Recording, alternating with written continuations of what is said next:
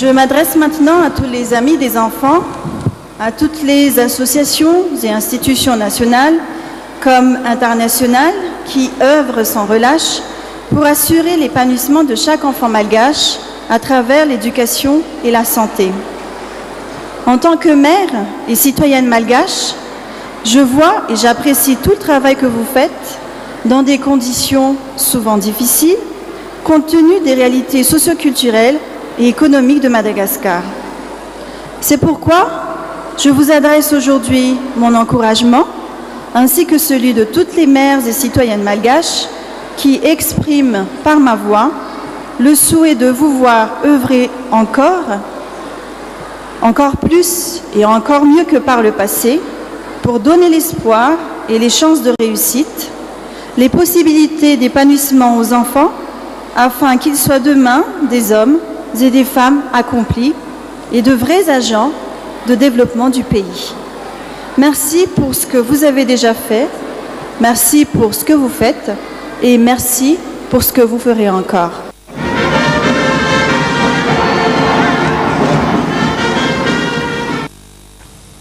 Économie pour continuer malgré les dispositions strictes prises par l'État concernant les bois de rose. L'exploitation et l'exportation de ces bois précieux continuent. Plus de 2000 rondins ont été saisis dans plusieurs régions de Madagascar. Karen Krakoutounienne nous en fait part. L'exploitation et l'exportation illicite des bois de rose se sont multipliées. Malgré les dispositifs de sécurité adoptés par les autorités, les exportations se font toujours. L'enquête est en cours pour l'affaire de bois de rose et 7 personnes sont déjà passées devant le tribunal. 8000 rondins de bois de rose ont été saisis par l'autorité durant cette année. 2270 de ces bois précieux sont gardés au camp militaire de Betungul, dont 1107 saisis aux Comores l'année dernière. Selon le ministre de l'Environnement et des Forêts, le général Erlin Traveloirsan, durant l'opération lancée par le ministère de l'Environnement qui a duré plus d'un mois, plus de 2600 bois précieux ont été saisis à Maroudzed, Mananar, Marouantset, Sambava et Antala. Ces rondins sont laissés sur place, mais les bois de rose saisis aux environs de la Sava, ils seront bientôt transférés. Poursuite de la manifestation des employés des douanes d'Antanmen et d'Antannagen. Ils affirment ne pas être satisfaits de l'entretien qu'ils ont eu avec le ministre des Finances et du Budget hier. Les grévistes décident de poursuivre la grève jusqu'à ce qu'une commission ad hoc porteuse de propositions acceptables soit établie. Mirana Sulfnanari. Les agents du personnel de la douane se disent insatisfaits de leur rencontre avec le ministre des Finances et du Budget, Radjon Armampian. À l'issue de la rencontre, le ministre a refusé le rétablissement du receveur d'Antanmen dans son poste. Il a également été convenu que la commission d'enquête sera instituée dans les plus brefs délais. Par ailleurs, l'élaboration du statut particulier pour les douaniers, déjà approuvé par le ministère, s'avère difficile, a rapporté un porte-parole des employés de la douane. Concernant le transfert de technologie et de compétences avec la société Gasnet, les dossiers afférents restent confidentiels et les procédures sont en cours. Les douaniers demandent de leur côté la signature sur papier des décisions prises lors de cette rencontre. Mais quoi qu'il en soit, la grève se poursuivra jusqu'au rétablissement du receveur. Tous les agents de la douane vont tenir une assemblée générale demain. Dans le domaine du transport, compte tenu des difficultés rencontrées par la Société nationale de transport aérien Air Madagascar avec l'interdiction de vol en Europe de ces deux Boeing 767, l'État malgache, actionnaire majoritaire de cette société, a décidé d'effectuer une restructuration du conseil d'administration de la compagnie. Je vous propose de découvrir le reportage sur les commentaires de Foulara Farasso. Le ministre des Finances et du Budget, Radjon Armampian, est élu président du nouveau conseil d'administration au sein de la société anonyme Air Madagascar. Le ministre du Transport, Benjamin Ramanatsu, et le directeur général du Trésor, Orlando Robimanan, sont parmi les membres de l'administration. C'est une décision de l'État malgache, actionnaire majoritaire de la société Air Madagascar, pour normaliser la structure du conseil d'administration, assurer la satisfaction de sa clientèle et préserver la haute saison de l'été 2011, assumer ses responsabilités d'actionnaire majoritaire dans le redressement d'Air Madagascar. Selon les informations, le Boeing 767 est déjà remis à sa propriétaire. C'est un des Boeing interdits dans l'espace aérien européen. Le conseil d'administration remercie les partenaires, les clients et le personnel d'Air Madagascar pour leur confiance. Selon toujours les informations, le nouveau directeur général de la société Air Madagascar sera désigné très bientôt. À l'étranger, en Inde, un accident mortel s'est produit jeudi dernier dans l'Uttar Pradesh, une ville au nord du pays. Une collision entre un car et un train a fait plus de 33 morts et 20 blessés.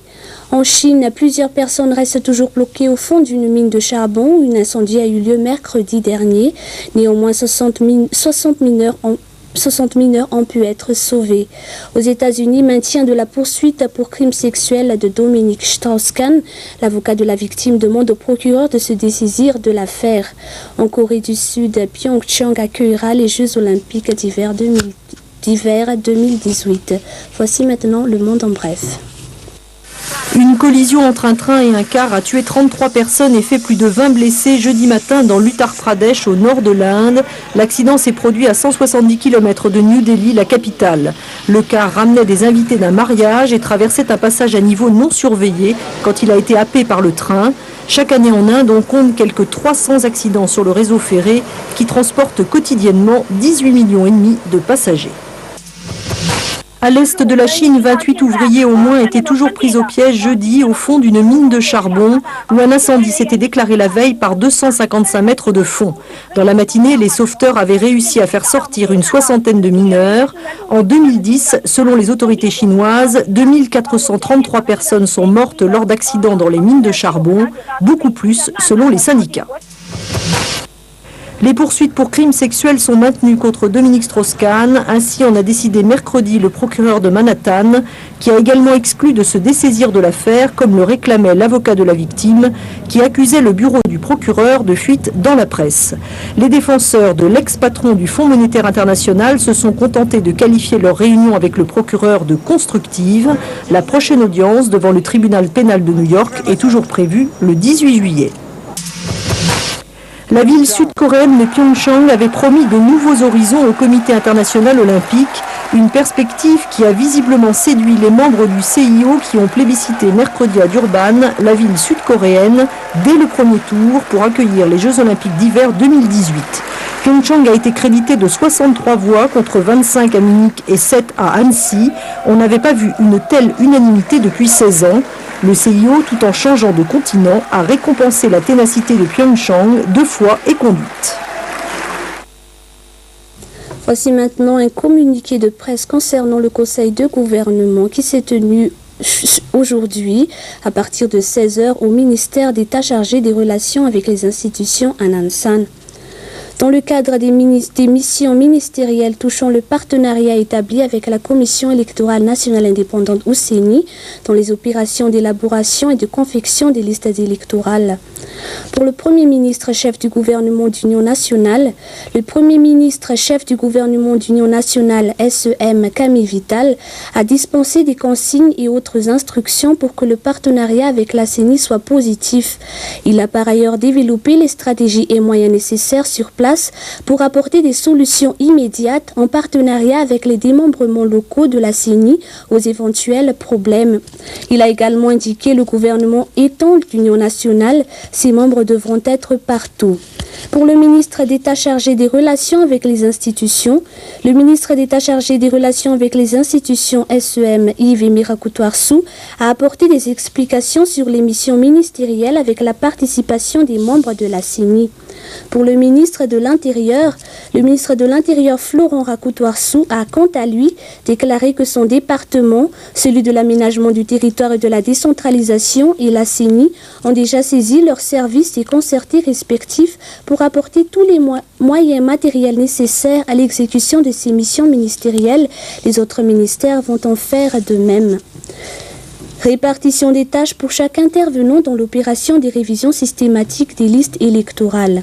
Pour les agents électoraux, assurer la distribution des FRE, assister les citoyens dans le remplissage des FRE, collecter les FRE, vérifier et valider les renseignements contenus dans les FRE, participer au croisement des FRE avec les chefs du Fouktan, assurer l'affichage de l'avis de dépôt des listes électorales.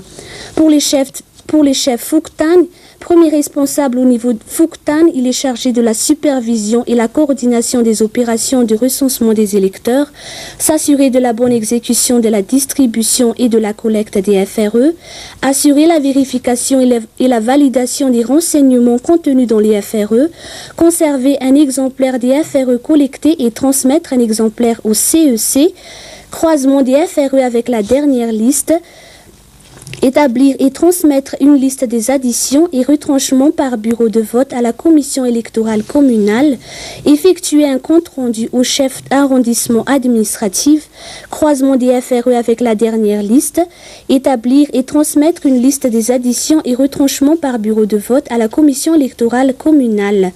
Pour le maire, appui logistique aux opérations de recensement, sensibilisation des électeurs. Pour les chefs d'arrondissement, assurer la vérification des renseignements contenus dans les FRE, s'assurer de la transmission par la commission électorale communale des FRE, les listes des additions et retranchements aux commissions électorales de district, effectuer des comptes rendus aux chefs de district.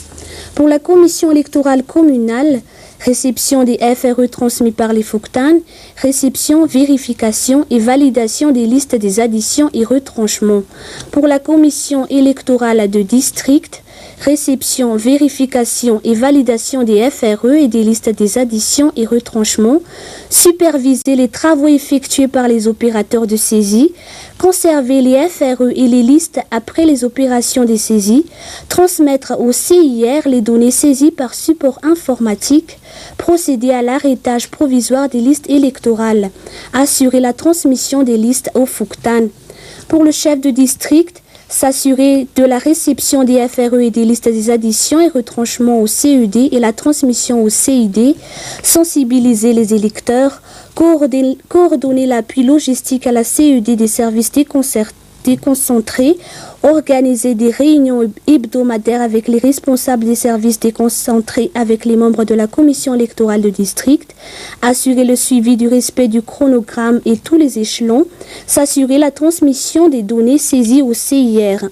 Pour le centre informatique de district, s'assurer de la fiabilité des données saisies lors du dernier scrutin du 17 novembre 2010, assurer la saisie des données contenues dans les listes transmises par les commissions électorales de district, transmettre les données classées par les ordres alphabétiques au centre informatique régional sur le support électronique pour impression, retourner les FRE et listes les commissions électorales du district pour conservation après nécessaire fait.